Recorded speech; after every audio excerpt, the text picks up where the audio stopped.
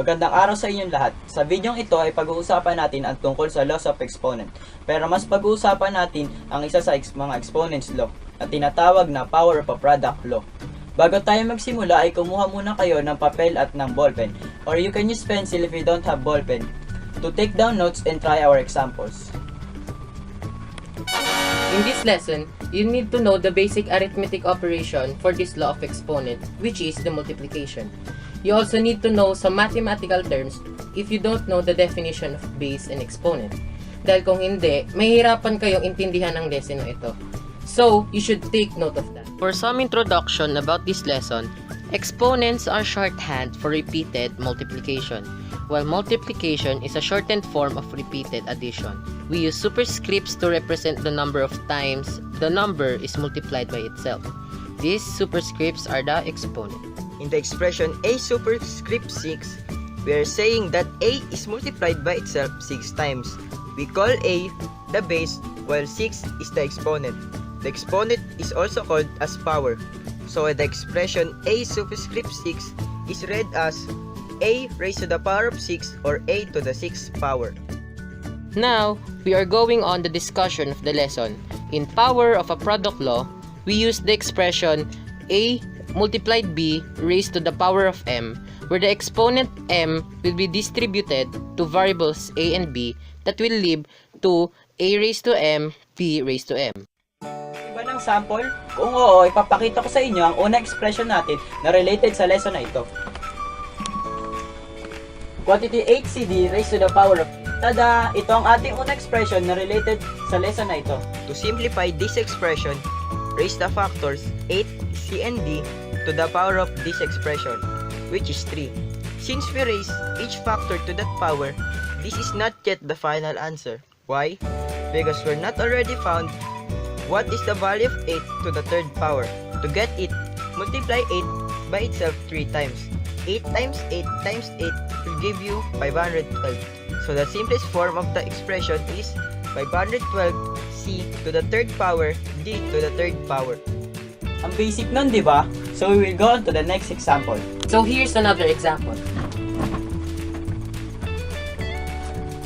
Quantity 3EF raised to the 4th power multiplied by 2C to the 5th power. In simplifying this expression, we should use the PEMDAS rule, which we will do things first in the parentheses. Raise the factors 3, E, and F to the 4th power. The value of 3 raised to the power of 4 is 81. Thus, quantity 3EF to the 4th power is 81E to the 4th power F to the 4th power. Then multiply it to 2C to the 5th power. Just multiply 81 and 2, and then it will give you 162. Therefore, 162E to the 4th power, F to the 4th power, C to the 5th power is the simplest form of quantity 3EF raised to the power of 4 multiplied by 2C to the 5th power. Kung na hindi nyo ito naiintindihan, pero ngayon, alam nyo na ha? If yes, we will do now the third example. If no, just play back the video until you get it. And here comes the third example. Quantity 2h to the 1/6 power, I to the 1/4 power, E to the 1/2 power, raised to the power of 6. To do this, raise the factors 2h to the 1/6 power, I to the 1/4 power, and E to the 1/2 power to the power of 6. Since the powers of 3 factors are not whole numbers, how we will do this? Multiply the exponents to 6. 1/6 times 6 is equal to 1. You know how to multiply a fraction to a whole number, right? So do this way again in powers 1/4 and 1/2. 1/4 times 6 is equal to 3 halves, while 1/2 times 6 will give you 3. The value of 2 raised to the power of 6 is equal to 64. Hence, the simplest form of this expression is 64h I to the power of 3 halves e to the power of 3. Nahirapan kayo intindihin ang example na ito. Kaya mayroon pa kaming papakitang expression sa inyo. So don't worry. But this time, you will do the next 3 expressions first. We will give you 30 seconds to simplify the easy and moderate round, and 1 minute to solve for the difficult round. And when the time is up, we will show you how to do it. Game na ba kayo? So get another sheet of paper to try these 3 examples. So here's the first expression.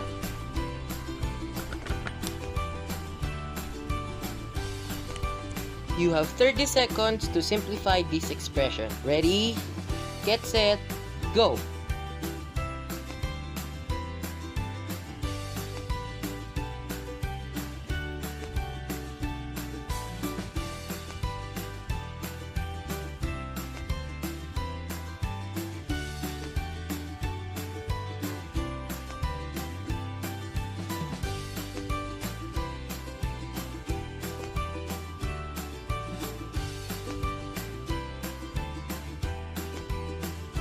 Time's up! To simplify this expression, raise the factors first in the numerator of this expression, which are 4 and k squared to the power of 3. 4 raised to the power of 3 is 64. Therefore, quantity 4k to the power of 2 raised to the power of 3 is 64k to the 6th power. For the denominator, raise the factors 2 and m to the 4th power to the power of 2. 2 raised to the power of 2 is 4. Therefore, quantity 2m to the power of 4 raised to the power of 2 is 4m to the 8th power. But this is not yet the final answer. We have to reduce the expression. How? Reduce the fraction 64 over 4 with 4. 64 divided by 4 is 16, while 4 divided by 4 will give you 1. So, 16k to the 6th power all over m to the 8th power is the simplest form of this expression. Easy lang nun, di ba? So, here's the next expression. Romelito, ikaw na! Salamat, Dale! You will simplify this expression. Ready, get set, go!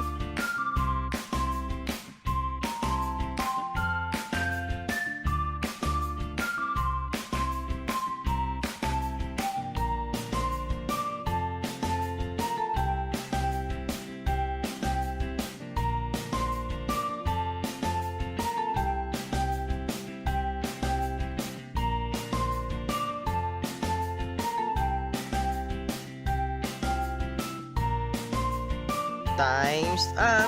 In simplifying this expression, we need to raise the factors first in numerator, which are 5 n to the 3/4 power and o to the 3/2 power to the power of 2. Multiply the exponents to 2. 3/4 times 2 is equal to 3/2, while 3/2 times 2 is 3. The value of 5 raised to the power of 2 is 25. Thus, quantity 5n to the 3/4 power o to the 3/2 power raised to the power of 2 is 25n to the power of 3/2 o to the power of 3. For the denominator, raise the factors 2 r to the power of 2/3 and d to the 5/6 power to the power of 3. Multiply the exponents to 3. 2/3 times 3 will give you 2. 5/6 times 3 is equal to 5/2. The value of 2 raised to the power 3 will give you 8. Hence, quantity 2r to the 2/3 power d to the 5/6 power raised to the power of 3 is 8r to the power of 2d to the power of 5/2. The simplest form of this expression is 25n to the power of 3/2 o to the power of 3 all over 8r to the power of 2d to the power of 5/2. Hindi pa sapat para sa inyo ang 30 seconds para i-simplify ang expression na iyon. Anyways, you will go on now to our last expression, but there's a twist. So Dale, ano ba ang twist na iyon?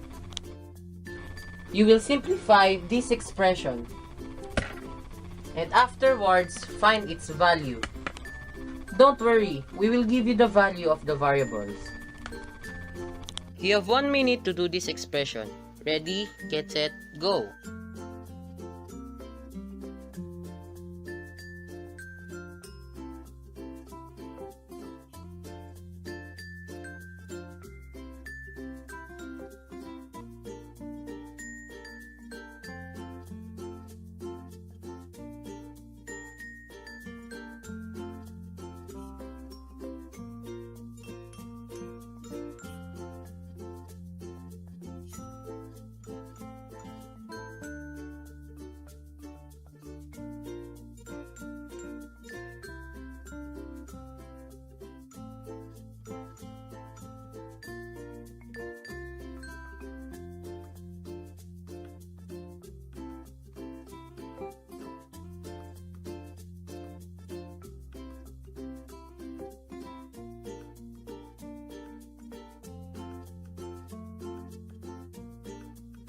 Time's up!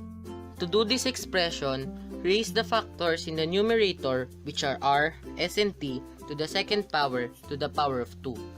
The simplest form of the numerator of this expression is r to the second power, s to the second power, t to the fourth power. For the denominator, raise the factors u, v, and w to the third power to the power of 3. The simplest form of the denominator of this expression is u to the third power, v to the third power, w to the ninth power. This is not yet the final answer because we need to find the value of this expression. How will we do this? We will use the substitution method. You know how to do that method, right? So get the square of 4, which is 16, and the cube of 4, which is 64. 1 raised to any power is equals to 1. The square of 3 is equal to 9, while 8 is the cube of 2. Any expression multiplied by 1 remains the same, so cancel all 1s. Do the cancellation in 16 and 8. You know how to do cancellation, right? After you cancel the 2, do it again in 2 and 64. The value of this expression is 9 over 32. Ngayon, naiintindihan nyo na kung paano gagawin. Kung oo, alam ko na naiintindihan nyo na mabuti ang lesson na ito. Sa video ito, bilang math tutor ngayon, mas naiintindihan ko palalo ang power of a product law. Mas naging mahalaga pa sa akin ang lesson na ito dahil maaari itong gamitin sa iba't ibang bagay tulad ng problema sa ating buhay na kailangan gamitin hindi lang ang lesson na ito, hindi lang ang math, kundi ang ating kaalaman upang kapag may ganitong mga problema na ating mapagdadaanan ay alam na natin ang gagawin. At para sa akin, sa pamamagitan ng videong ito, hindi lang ang mga estudyante ang may natutunan o may napulot na kaalaman dahil sa lesson na ito, kundi pati na rin ang mga viewers sa buong mundo. Alam ko rin na sa video na ito, ang mga viewer ay naguluhan sa una. Pero nung pinanood na nila, na-miss sila dahil naintindihan nila ang law of exponent nito. Maski nga ako bilang math tutor, na-amaze din sa lesson na ito dahil naintindihan ko ang mga lesson na ito. I'm sure na pati rin kayo ay na-amaze sa lesson na ito, kaya i-comment nyo lang yun sa baba. At dahil dyan, huwag mong kalimutang i-like at i-share ang video na ito. Kung na-amaze ka, just subscribe to MJBT channel. Bye! Honey, honey bees, dance around the honey tree. Buzz about, wiggle, shout, and sing